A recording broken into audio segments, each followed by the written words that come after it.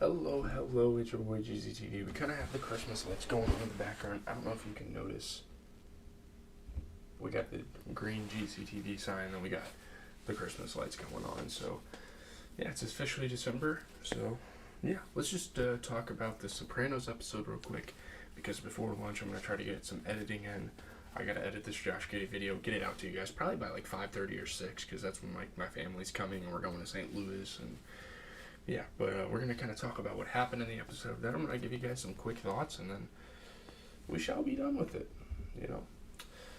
But after AJ, Mr. Soprano's son, his science teacher has his car stolen. Carmela persuades Tony to help find it. Tony has all these connections. He can talk to these guys. Tony tells Salvatore Big Pussy Bon Pensiero, who runs an auto repair shop, to look out for the vehicle, a task Pussy resents.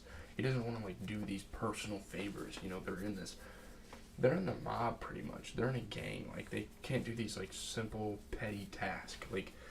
Give me something better to do than this. The thieves are found, but the car has been chopped, so they are told to steal another one. The teacher is surprised when his car is returned with the same plates but different keys and a different color. It's hatch looks different. His car's got a slightly different paint job on it. It's pretty funny. And then he wipes his hand across the trunk and there's just blood on it. Oh man. So Christopher and Brendan Filone, who has a meth habit, hijack a shipment of DVD players. They're obviously doing this for the gang. I don't know what they're called. I don't know. They deliver the goods to Tony, Silvio, and Paulie Gualtieri at Silvio's strip club, the Bada Bing. However, the trucking company pays protection money to Uncle Junior, who angrily arranges a sit-down with Tony and the DeMio family's acting boss, Jackie Aprile Sr.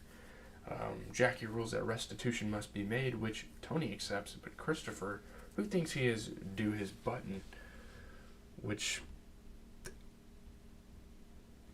means full initiation into the mafia pretty much, attempts to reject the $15,000 that Junior claims. The show gets kind of confusing, the beginning of it, but once you kind of get into it, once you get interested in it, the storylines are kind of cool. Christopher and Brendan... Oh, sorry, my bad. So, although they have... Wait a second. Tony insists on receiving the full amount, saying he will beat Junior down, but Christopher is aware that Tony will take some for himself, and little will be left for him and Brendan. So, although they have been told not to attack the trucking company again, Christopher and Brendan, both high on cocaine, plan to hijack a shipment of Italian suits, because they want to earn their stripes here. They want to do things for the mafia and kind of earn their way. They want to get higher up. And obviously this is nothing to joke around about. This is still probably a real thing today. But, yeah. So, however, when Brendan arrives to pick up his partner, Christopher, stoned and reflective, decides to sit the job out. He realizes this is not a good idea.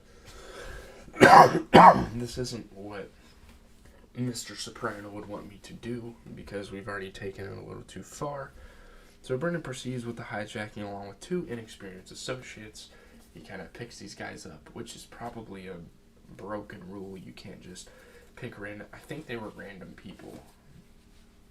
And just had him do this job with him, I guess. So one of them drops his gun, which fires when it hits the ground, killing the driver. What an unfortunate situation. It's kind of funny, though. There's a lot of comical things. There's a lot of interesting plot twists that go on in the show that you gotta sit back and laugh at. This is overall a pretty serious concept, being in the mafia and, having to earn your keep and doing all this, but dropping your gun and just unintentionally killing someone it's just dark comedy, really. It's something you would see in a Family Guy skit or something. It's super unrealistic, by the way, but yeah.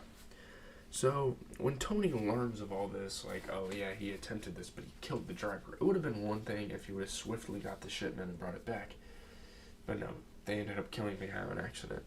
He orders Christopher and Brendan return the whole consignment to Junior and come to terms with him. Though first his crew help themselves to a few of the suits, which is kind of funny. He's you gotta return this.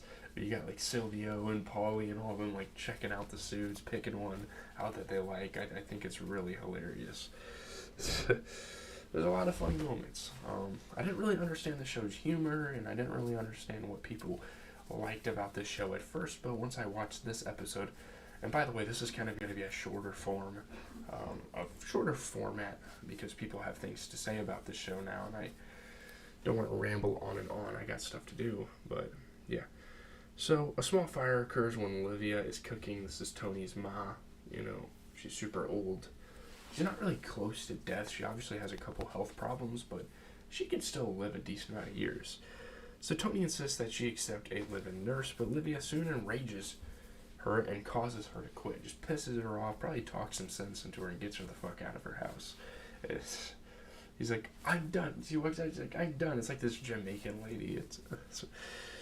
So while driving, Olivia forgets to shift her car into reverse. I don't know why, but when I was watching the show, I kind of like saw something like this happening with her. I don't know why. She forgets and badly injures a friend of hers to whom she has just given a lift. She's forced to move into the Green Grove retirement community. Like, this is the last straw. She's pushing it. Like, all these incidents that have happened. So in her house, while collecting photos of himself as a child with his parents, Tony nearly has another panic attack. I mean, he's worried about his ma, you know. He doesn't know how she's going to fend for herself in there. Like, she can't even do much when she's at home, let alone when she has guidance around her. So, although Tony himself tells his mother, "You've got to stop with this black poison cloud because I can't take it anymore," he cannot bear hard words about her from Dr. Melfi. He goes to another therapy session, and it's interesting. She's been kind of involved a couple episodes out of the season already. Well, these first two. So after Tony discloses his feelings of guilt, Melfi says that he must either acknowledge or displace his feelings of hatred towards his mother. Ooh, sorry about that. His hatred towards his mother. And it's not hatred, you know. He walks out. He's like, no, I don't hate my mother. You know, I cared for her enough. There's not a bunch of, kids of their mothers out there that would really care this much. You know. I don't know. So, in the bada bing, when George Santarelli, the bartender, clumsily uses the telephone in a manner similar to Sylvia, it's kind of a funny parallel there. Tony grabs the handset and hits him with it. He's pissed. He's off the deep end here with this one. He is not having it. Yeah. But, talking about the episode real quick, I mean, some of it, this is going to be a short section. Some of it, particularly anything involving Tony and Olivia, feels fully formed and very much of a piece with what we would come to know as one of the greatest shows ever made.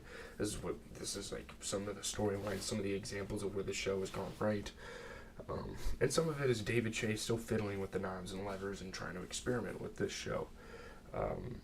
The family-oriented scenes are strong. The subplot about the car theft was still in the broader, lighter end of the comedy spectrum. It's not bad, but it's not quite right either. There's some things, it's the start of a series. And even though this series ended up becoming super legendary in television history, it's going to be really interesting to see how they evolve, see how they improve the storylines a little bit, kind of try to perfect this idea of the mafia and trying to fictionalize that into a TV show. I feel like it's a pretty hard thing to do. It's a confident expansion of the show's universe. You're getting other characters involved. You're making characters that were already introduced more significant. It's an example of the show's keen sense of generational conflict, of the ways that different kinds of people come into conflict with each other. Yeah, really interesting stuff. I don't really have much to say. I'm going to have to get started on editing this Josh Giddey video before I go to lunch, because it's going to probably take me 4 hours to edit this, and I don't want to be held behind. I'm also trying to hit some cardio today before I go out with my parents. I don't know if I'm going to do that, actually. We'll see. I have to do a TikTok today. I have to do a couple more content preps. I'm going to watch another episode of The Sopranos today. Really excited. It's a really fun show, and I feel like it's only going to get better from here. It can only go up. I mean, there's a lot of improvements this show can make. Still a really enjoyable episode. We just have to see kind of how the story is. I don't want to just sit down and watch a sitcom. I want to watch a story about a gangster that's in charge of everything and has to juggle things. I feel like that's really what the show is about. But anyways, leave a like, comment, and subscribe. It's GZTV. Man, I wish I could play 2K, the new season. I gotta go hang out with my family tonight and throughout the day tomorrow. But tomorrow night on stream, GZTV Live on Twitch, all lowercase, I'm gonna